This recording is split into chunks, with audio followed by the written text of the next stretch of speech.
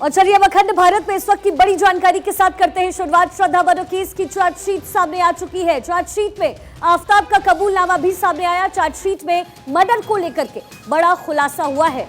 श्रद्धा को लेकर के पॉजिटिव था आफताब, ये बड़ी बात सामने आई। झगड़े के बाद करता था मारपीट, लगातार झगड़े के कारण हुआ था ब्रेकअप। बद्री नाम के लड़के से हुई थी दोस्ती इन दोनों की। उत्तराखंड में बद्री के घर पर ये दोनों ही लोग जाकर रुके। बद्री के घर श्रद्धा के साथ झगड़ा आफताब का हुआ। बद्री ने फिर दोनों को घर से निकाल दिया। इसके बाद छतरपुर शिफ्ट हुए आफताब और श्रद्धा, जिसके बाद आफताब ने इस मर्डर को अंजाम दिया। चार्जशीट में कई बड़े खुलासे हुए हैं। उत्तराखंड में बद्री के घर जाकर दोनों लोग रुके, वहां भी दोनों की लड़ाई झगड़े हुए, जिसके बाद बद्री ने दोनों से उनके घर से निकलने की बात कही, जिसके बाद वो दोनों छतरपुर शिफ्ट हो गए। आफताब श्रद्धा के साथ मारपीट करता था, श्रद्धा को लेकर बहुत पॉजिटिव था। ये बड़े खुलासे इस चार्जशीट में हुए हैं। तस्वीरें आपके सामने, चार्जशीट की एक कॉपी भी आपके सामने। छतरपुर शिफ्ट हुए थे आफताब और श्रद्धा। दरअसल श्रद्धा को लेकर के बहुत पॉजिटिव था आफताब। और चलिए अब एक एक करके हम खुलासे करते हैं। खुलासा नंबर 1, आफताब ने हत्या की बात कबूलने के साथ बताया कि आखिर उसने श्रद्धा की बॉडी को कैसे काटा। देखिए, सुरेश झा संवाददाता ने ये रिपोर्ट दी है और क्या कुछ खुलासे हुए हैं इसकी जानकारी हम आपको दे रहे हैं।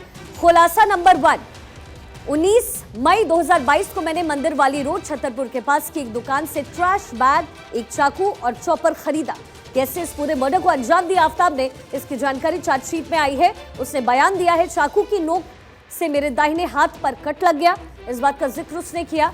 ये खुलासा नंबर 1, श्रद्धा मर्डर की चार्जशीट जो सामने आई है, क्या कुछ जिक्र आफताब ने किया। मैंने पड़ोस के डॉक्टर से उस कट का इलाज भी करवाया, ये बात आफताब ने कबूली। छतरपुर से मैंने इसके बाद फ्रिज खरीदा, क्योंकि देखिए पूरी प्री प्लानिंग थी। अपने क्रेडिट कार्ड से 25,000 का पेमेंट मैंने उस फ्रिज के लिए किया, ये बात सामने आई चार्जशीट में। उसी दिन शाम को दुकानदार ने घर पर फ्रिज भिजवा दिया, यानी पूरी तैयारी आफताब ने कर ली थी। इसके बाद उसने हत्या को अंजाम दिया। श्रद्धा की डेड बॉडी के दोनों पैरों को सबसे पहले मैंने काटा और फिर घुटने और एंकल से पैरों को काटकर बैग में डाल दिया। तो कैसे कैसे उसने बॉडी पार्ट्स काटे, इसका जिक्र इस चार्जशीट में है। बॉडी पार्ट्स को इसके बाद जो फ्रिज आफताब खरीद कर लाया था उसमें उन बॉडी पार्ट्स को उसने रखा और फिर किस तरीके से इस चार्जशीट में अलग अलग खुलासे आफताब की तरफ से किए गए हैं। ये जो बयान दर्ज किया गया उसमें किस तरीके से उसने मर्डर को अंजाम दिया, इसका जिक्र किया गया है। देखिए कितना विभत्स रहा होगा वो, और आप इस चार्जशीट में उसके इस बयान से अंदाजा लगा सकते हैं कि किस प्री प्लानिंग के साथ इस पूरे हत्याकांड को अंजाम दिया गया। सुरेश झा हमारे सहयोगी इस वक्त हमारे साथ जुड़ गए हैं। सुरेश, चार्जशीट में कई अहम खुलासे हुए, हालांकि इसका जिक्र पहले भी होता रहा, क्योंकि देखिए ऐसे हत्याकांड को अंजाम देना इतना आसान नहीं होता। जाहिर तौर पर ये मेंटली कहीं ना कहीं दिखाता है कि आफताब पूरी तरीके से तैयार था इस हत्याकांड को अंजाम देने के लिए। क्या कुछ और बड़ी बातें हैं सुरेश?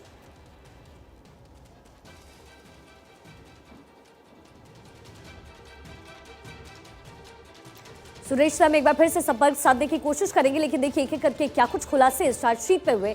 उसने बताया कि छतरपुर से ही उसने फ्रिज खरीदा था, अपने क्रेडिट कार्ड से 25,000 का पेमेंट उस फ्रिज के लिए किया।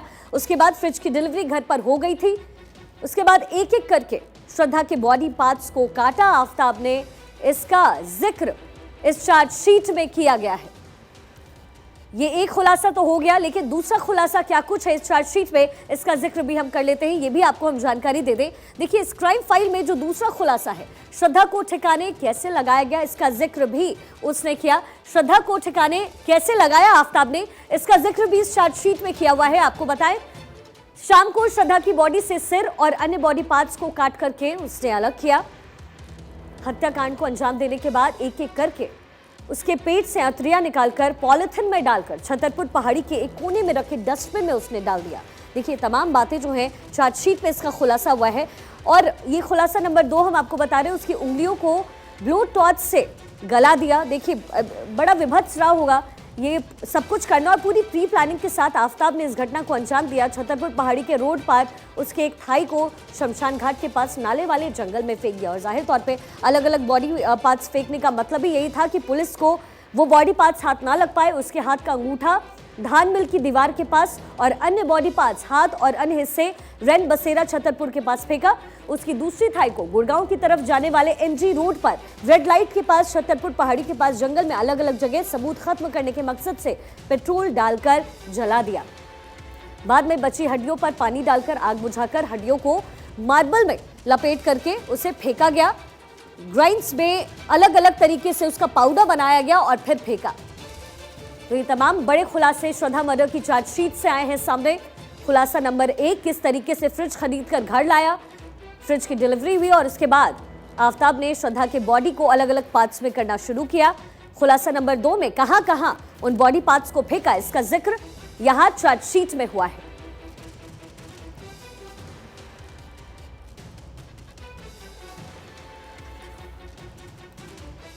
तो आफ्ताब ने हत्या की बात कबूलने के साथ बताया है कि आखिर उसने श्रद्धा की बॉडी पार्ट्स को किस किस तरीके से काटा, कहां कहां फेंका, ये तमाम जानकारी इस चार्जशीट में रखी गई है।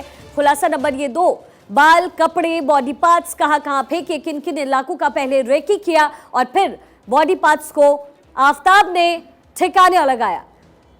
सुरेश मेरे सहयोगी मेरे साथ जुड़ गए हैं। सुरेश, कई बातों का जिक्र इस चार्जशीट में हुआ है और इस चार्जशीट को देख करके पढ़कर यही समझ में आ रहा है कि पूरी तरीके से प्री प्लान था आफ्ताब, सोची समझी ये पूरी साजिश थी श्रद्धा के खिलाफ। मारपीट को असली वजह बताया जा रहा है, साथ ही कहा जा रहा है कि बहुत पॉजिटिव भी था श्रद्धा को लेकर। जी बिल्कुल सही कहा आपने कि 6000 से ज़्यादा की जो चार्जशीट आज कोर्ट के अंदर जो रखी गई सामने, इसमें तमाम चीज़ें ऐसी आई हैं जो खुद उसने कबूलनामा किया है, जिसमें उसने कबूला है कि आखिर उसने श्रद्धा की हत्या किस वजह से की। उसने एक एक पॉइंट का जिक्र किया। उसने जैसे कहा कि उसकी श्रद्धा के साथ अक्सर जो है मारपीट होती रहती थी, झगड़ा उनका आपस में होता रहता था, उनमें काफ़ी समय से अनबन थी। मुंबई पुलिस में भी उसके खिलाफ जो है एक मामला दर्ज हुआ था, शिकायत दर्ज की थी। उसके बाद उन दोनों ने अपने आपस में पैचअप करने के लिए फिर वो एक बार घूमने भी गए थे, तो मनाली गए, देहरादून गए, चंडीगढ़ गए, ये तमाम जगह पर घूमने के लिए गए थे। इनका मकसद था कि एक बार फिर से दोनों के बीच पैचअप हो जाए। लेकिन कहीं ना कहीं उन दोनों के बीच में जिस तरीके से अनबन थी, उससे साफ झलकता था कि शायद अब इनके बीच में एक बार फिर से जो है इसी मसले को लेकर उनमें साथ पैचअप नहीं हो सकता है। क्योंकि श्रद्धा के बारे में उसका कहना है कि श्रद्धा बहुत ही गुस्से वाली थी, वो उसके साथ गाली गलौज तक करती थी और कई बार ऐसा नौबत आ चुकी कि वो उससे परेशान हो जाता था। उसने उसको घुमाना फिराना, उस तमाम चीज़ें करने के बाद भी जब उसको लगा कि ये बात मामला नहीं सुलझने वाला है, तब उसने कहीं जाकर श्रद्धा की बड़ी बेरहमी से हत्या कर दी और उसके बाद उसने शव के टुकड़े टुकड़े करके उसको जंगल में फेंक दिया। जी ठीक है सुरेश, आप बने रहे हमारे साथ। मेरी सहयोगी करिश्मा भी इस वक्त मेरे साथ जुड़ गई हैं। करिश्मा, जिस तरीके से चार्जशीट में कई बड़े खुलासे हुए हैं और मैं और सुरेश भी इसी बात का जिक्र कर रहे थे कि पूरी तरीके से प्री प्लान था, प्यार में था आफ्ताब श्रद्धा के साथ, श्रद्धा मोहब्बत करती थी आफ्ताब से, दोनों के बीच ब्रेकअप होता है, फिर पैचअप की कोशिश होती है। लेकिन चूंकि आफ्ताब हमेशा पॉजिटिव रहता था श्रद्धा को लेकर, लेकिन पॉजिटिवनेस ने उसको यहां तक पहुंचा दिया, श्रद्धा के उसने टुकड़े किए और जाहिर तौर पे चार्जशीट में जिन बड़ी चीजों का खुलासा हुआ है, बॉडी पार्ट्स को ठिकाने लगाना, फ्रिज खरीदना, पूरी तरीके से प्री प्लान ये था। बिल्कुल शिखा, ठीक है आपने, और ये पूरा का पूरा हम ये कह सकते हैं घटनाक्रम प्री प्लान था। यानी कि आफ्ताब इतना ज्यादा परेशान हो गया था श्रद्धा से कि उसने सोचा था कि सुनियोजित तरीके से कैसे इस पूरे घटनाक्रम को अंजाम दिया जाए। खास बात देखिए, जो चार्जशीट में निकलकर जो बातें सामने आई हैं, जिसका हम खुलासा कर रहे हैं, कई अहम खुलासे इस चार्जशीट में हुए हैं। पहला खुलासा कि किस तरीके से उसने बॉडी को कट किया और इसके लिए बाकायदा उसने पूरा इंतजाम किया, जिसमें एक आड़ी और उसके साथ ही ब्लेड का भी उसने इंतजाम किया, जिसको जाकर उसने खरीदा है। और उसके बाद उसने सोचा कि आखिर किस तरीके से इस बॉडी पार्ट्स को कट किया जाए। इसके बाद उसने ब्लैंकेट शॉपिंग ऐप का भी इस्तेमाल किया, जिसमें बताया जा रहा है कि बॉडी पार्ट्स को जो कट किया गया उसमें से जो खून का रिसाव हुआ उसको आखिर वो साफ कैसे करे। और इसलिए बाकायदा इसमें मेंशन किया गया है कि हार्पिक डिसइंफेक्टेंट क्लीनर और ब्लीच का पाउडर उसने मंगवाया। इसके बाद उसने पूरा वो वहाँ पे जो भी जैसे बॉडी को काटा गया तो उसके बाद जो पूरा खून वहाँ पर आ गया था, आखिर किसी को इसकी भनक न लगे उसको साफ करने के लिए उसने यूट्यूब पे वीडियोस को देखा और उसके बाद आखिरकार उसने जब शॉपिंग ऐप से ये सब चीजें मंगवाई, उसके बाद उसने क्लेंस करने का काम किया। तो ये भी उस चार्जशीट में मेंशन है। और इसके साथ साथ शाम को उसकी बॉडी से उसका सिर और अन्य बॉडी पार्ट्स को भी काटा, उसकी आंतड़ियों को बाहर निकाला, पॉलिथीन में डाल कर उसके साथ फुटपाथ में उन बॉडी पार्ट्स को फेंक दिया। यानी कि इससे समझा जा सकता है कि पूरा का पूरा हम ये कह सकते हैं घटनाक्रम प्री प्लान था। लेकिन कैसे आखिर उस डेड बॉडी को ठिकाने लगाना है, ये आफताब ने इस चार्जशीट में जो उसका कबूलनामा है जो भारत 24 के पास है उसमें साफ तौर से ये पॉइंट्स मेंशन किए गए हैं। यानी कि हम ये कह सकते हैं कि रूह को कपा देने वाली पूरा घटनाक्रम, दिल दहला देने वाला घटनाक्रम जिसको अंजाम आफताब ने दिया। लेकिन अब सवाल यही है शिखा, क्या जो चार्जशीट में खुलासे हुए हैं, क्या पुलिस के पास ये पुख्ता ग्राउंड रहेगा कानून में आफताब को गुनहगार साबित करने के लिए, क्योंकि कानून सबूत मांगता है। ऐसे में क्या हम माने, क्या आगे अब पुलिस का कदम क्या रहने वाला है और इसके बाद और कौन कौन से पुख्ता बिल्कुल करिश्मा, और एक्सक्लूसिवली ये हमारे पास चार्जशीट भारत 24 के पास है और देखिए एक एक करके जो कुछ खुलासे हुए हैं उसकी जानकारी हम आप तक पहुंचा रहे हैं। खुलासा 1, खुलासा 2 और अब बारी है खुलासा नंबर 3 की। क्या कुछ बड़ी बातें चार्जशीट में कही गई है, क्या कुछ बड़ी बातें आफताब की तरफ से कही गई, ये लीजिए खुलासा नंबर 3 आपके सामने। क्या कुछ कहा है, फैले हुए खून को साफ करने के लिए मैंने ब्लिंकिट शॉपिंग ऐप से हार्पिक की 2 बॉटल्स मंगवाई, ये जिक्र खुलासा नंबर 3 श्रद्धा बर्डर की चार्जशीट से हुआ। और एक Godrej product germ fighter aqua liquid hand wash की बोतल भी मैंने मंगवाई। देखिए पूरी तरीके से ये प्लान था मर्डर, पहले बॉडी पार्ट्स को अलग अलग जगह ठिकाने लगाना ताकि पुलिस के हाथ वो बॉडी पार्ट्स ना लग सके और उसके बाद खून के धब्बों को साफ करना। ब्लिंकिट का उसने इस्तेमाल किया अपने क्रेडिट कार्ड से, सभी सामान मैंने खरीदे। ये बड़ी बातें, ये बड़ा खुलासा हुआ है इस चार्जशीट से। इसके बाद बॉडी पार्ट्स यानी सिर और हाथ, अभी ये बाकी है इसमें बताना कि क्या कुछ हुआ इसके साथ। अपने क्रेडिट कार्ड का इस्तेमाल करते हुए इन तमाम सामान इन्होंने खरीदा और फिर आफताब ने इस पूरी घटनाक्रम को अंजाम दिया है। सुरेश झा मेरे सहयोगी मेरे साथ लगातार बने हुए हैं। सुरेश, एक एक करके खुलासा नंबर 1, 2, 3 हमारे पास एक्सक्लूसिवली ये चार्जशीट अवेलेबल है, मौजूद है और ऐसे में इस पूरी प्लानिंग के साथ आफताब इस पूरे हत्याकांड को अंजाम दे रहा था, जो कि सिर और बॉडी पार्ट्स के अलग अलग हिस्से को एक साथ ले आना ये पुलिस के लिए बड़ी कामयाबी होती है, इसलिए उसने बहुत दिमाग लगाया। जी बिल्कुल सही कहा आपने कि जिस तरीके से पूरी प्लानिंग के साथ इस हत्याकांड को जो अंजाम दिया आफताब ने, और पुलिस के सामने सबसे बड़ी इसकी एक चुनौती होगी कि तमाम चीज़ों को एक एक करके सामने लाना, क्योंकि चार्जशीट में आपने तमाम चीज़ें डाल दी हैं कि आफताब ने आपको क्या बताया, लेकिन पुलिस के सामने इकबालिया जो बयान होता है वो कोर्ट के अंदर मान्य नहीं होता है, क्योंकि अभी उसके वकील भी जिरह करेंगे, तमाम चीज़ें जो जिरह होगी एक के बाद एक चीज़ें आएंगी। लेकिन सबसे बड़ी बात यह है कि जिस तरीके से चार्जशीट तैयार की है, चार्जशीट में उसने एक बड़ी गजब की बात कही है जो दर्शकों को बताने वाली है। उसने ये कहा लास्ट में कि मुझसे गलती होगी, मुझे माफ कर दो। यानी उसने पूरी तरीके से हत्याकांड को अंजाम देने के बाद उसके बाद ये कहना कि मुझसे गलती होगी, मुझे माफ कर दो, तो इसे साफ लगता है कि कहीं ना कहीं उसको दर्द भी था, दुख भी था, लेकिन हत्या करने की वजह वो कहीं ना कहीं उस पर एक ताक्रोश था, उस पर दबाव था। उसको लगने लगा था कि अगर वो अब श्रद्धा से पीछा नहीं छुड़ाता है तो श्रद्धा उसका जीना मुश्किल कर देगी, क्योंकि कई चीज़ें सामने आई। जैसे हम बता दें आपको कि उसने चार्ज में जो अहम जो बातें हैं कि वो उसको घुमाने के लिए ले गया था, दोनों घूमने के लिए गए थे, मुंबई से हरिद्वार गए, ऋषिकेश गए, देहरादून गए, मसूरी गए, मनाली गए, चंडीगढ़ गए, पार्वती पहुँचे। वहाँ पर इनकी एक पहचान जो है बद्री नाम के शख्स के साथ हुई थी। उस बद्री ने छतरपुर पहाड़ी में रहता है, उसने बाकायदा इनको अपने घर पे आमंत्रित किया था, निमंत्रण दिया था, उनके घर पे रहने के लिए भी आए थे। लेकिन वहाँ करीब ये 10-15 दिन करीब रहे थे, लेकिन वहाँ पर भी छोटी छोटी बातों पे दोनों के बीच झगड़ा होता था और झगड़ा इतना बढ़ गया कि बाद में इनके दोस्त जो बद्री हैं उनको ये कहना पड़ा कि आप हमारे घर को छोड़ दीजिए। उसके बाद श्रद्धा ने कहा कि हम यहीं रहते हैं, दिल्ली में रहेंगे, मुंबई नहीं रहेंगे। तो इन्होंने यहाँ ब्रोकर के जरिए मकान भी लिया। यानी श्रद्धा की वो बात भी मानता था और श्रद्धा के साथ नफरत भी उसकी शुरू हो गई थी। तो श्रद्धा के प्रेम प्रसंग को लेकर जो जितना पॉजिटिव था, लेकिन बात इतनी बढ़ गई कि बात बड़ी यहाँ पे कि उसने श्रद्धा और वो दोनों बेरोजगार थे, उनके पास नौकरी नहीं थी, खर्चे की समस्या आ रही थी, लगातार बाहर से खाना मंगाकर खाते थे, जो श्रद्धा को पसंद नहीं था। श्रद्धा ने इस बात को लेकर शिकायत भी की, इस बात को लेकर झगड़ा भी हुआ। श्रद्धा ने उसको बोला कि तुम वसई जाओ, अपने मुंबई जाओ, वहाँ से सारा सामान लेके आओ ताकि हम अपनी गृहस्थी बसा सके, यहाँ पर जो सामान है खाने पीने की दिक्कत होती है। उसने झूठ बोला। श्रद्धा को उसने कहा कि मैं बीमार हूँ, नहीं जा सकता।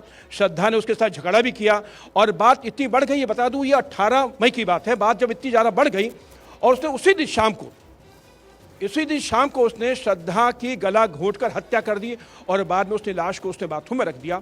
तो कहीं ना कहीं उसके मन में था कि श्रद्धा से अगर पीछा नहीं छुड़ाता है, श्रद्धा की अगर वो उसकी हत्या नहीं करता है तो आने वाले दिनों में उसके लिए कहीं ना कहीं श्रद्धा जो मुसीबत खड़ी कर सकती है, उसका जीवन जो है जो सुख चैन से बीत रहा है उसके जीवन में आग लग सकती है। तो तमाम चीज़ों को देखते हुए उसने श्रद्धा से पीछा छुड़ाने के लिए उसकी हत्या कर दी।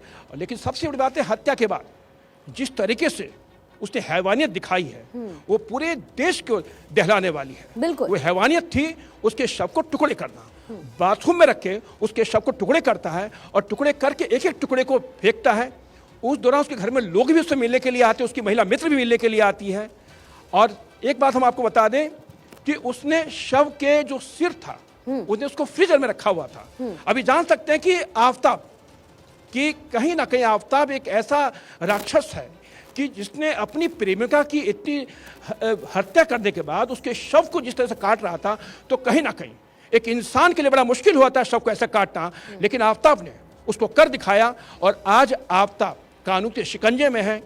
और कहीं ना कहीं आफताब को और करिश्मा भी लगातार हमारे साथ न्यूज रूम से बनी हुई है। करिश्मा, आप चूंकि बहुत सारी बातें, बहुत सारे अहम खुलासे चार्जशीट में तो हो गए, लेकिन जब जिरह होगी तो इस बातों को सबूत के तौर पर पेश करना कितना मुश्किल है पुलिस के लिए, क्योंकि जाहिर तौर पे बॉडी पार्ट्स का मिलना अभी तक हो नहीं पाया जिस तरीके से वो सिर की तलाश कर रहे थे। अब ऐसे में कोर्ट तक ये बात पहुंच जाए, हालांकि आफताब चार्जशीट में जिस बात का जिक्र है कि वो माफी मांग रहा है, लेकिन इतनी बड़ी गलती की सजा माफी तो कम से कम नहीं हो सकती, लेकिन अभी भी जिरह बहुत मुश्किल है।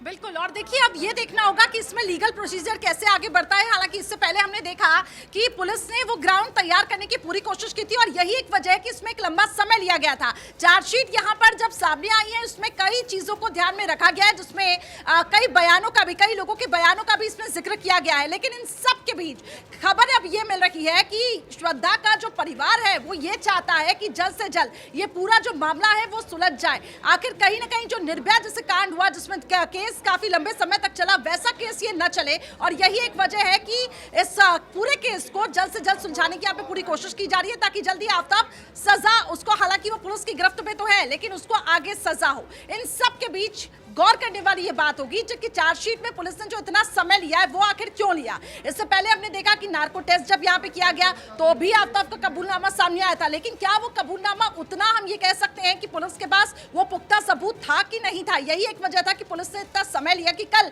आफताब हो सकता है कि अपने बयानों को बदल दे, ऐसे में बेनिफिट ऑफ डाउट ना दे दिया जाए। यही एक वजह है कि जैसा कि आपने देखा कि शाबला केस में भी किस तरीके से उन आरोपियों को बेनिफिट ऑफ डाउट देकर उनको छोड़ा गया, और यही वजह थी कि पुलिस वो नहीं चाहती थी कि इस पूरे काम में भी, इस पूरे केस में भी कुछ ऐसा ही घटनाक्रम सामने आया, और इसलिए पुलिस ने यहाँ पे समय लिया। और चार्जशीट में कई इंपॉर्टेंट पॉइंट्स जो निकलकर सामने आ रहे हैं वो यही संकेत दे रहे हैं कि जल्द ही आफताब आगे उसको जो सजा है वो उसको मिलेगी, और हो सकता है जिसकी यहाँ पे डिमांड की जा रही है कि सलाखों के पीछे तो वो है ही है, लेकिन फांसी के फंदे पर भी उसको लटकाया जाए। ठीक है करिश्मा, सुरेश, बहुत बहुत शुक्रिया फिलहाल आप दोनों का।